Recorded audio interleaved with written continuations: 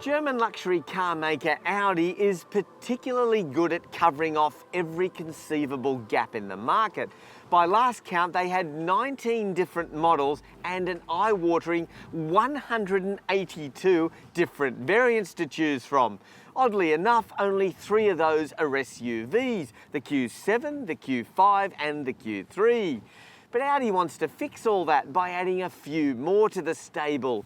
The Q-topping Q8 will arrive in 2018 and the Q4 in 2019. But for now, Audi thinks they need an even smaller SUV to sit under the Q3. Frankly, we didn't think you could go any smaller, but here it is, the all-new Q2.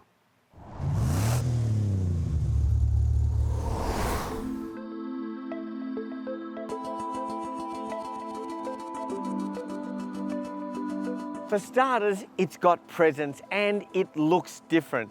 Turns out the design was influenced by the original Audi Quattro and an American gridiron player.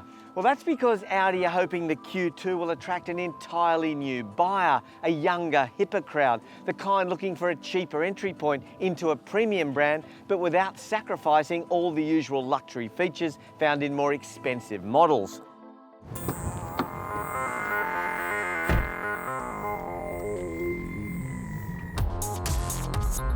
Inside, well, it's still very much a premium class cabin, but with a few cheaper plastics here and there to make the numbers work, I suspect.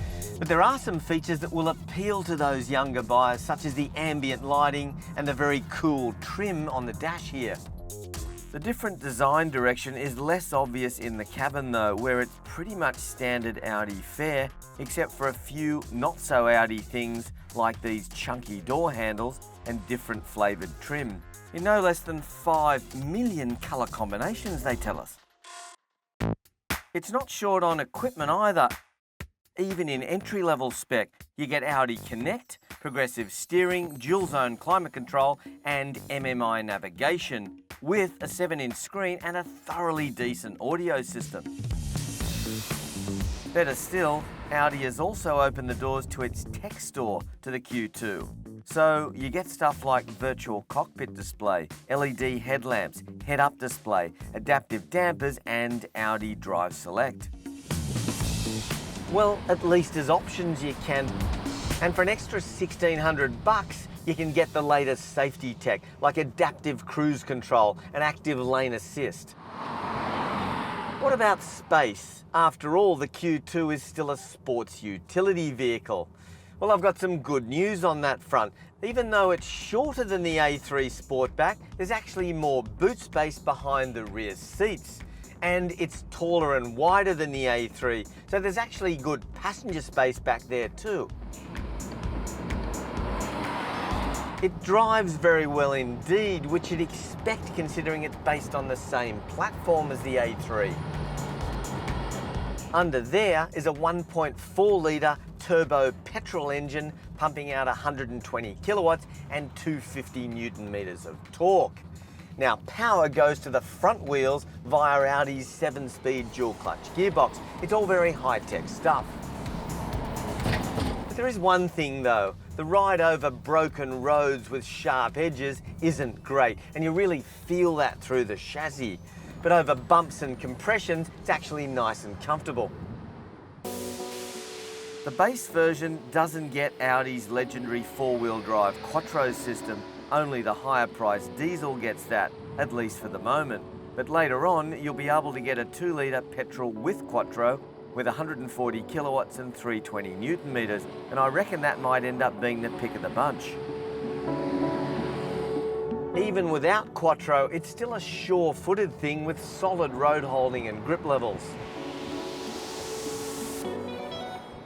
Now, there's nothing wrong with front-wheel drive, especially if you're going to be largely city-bound, as I suspect most Q2s will. There's generally better fuel economy because it's lighter and it's got cylinder on demand, which means it cuts down to 2 cylinders as needed.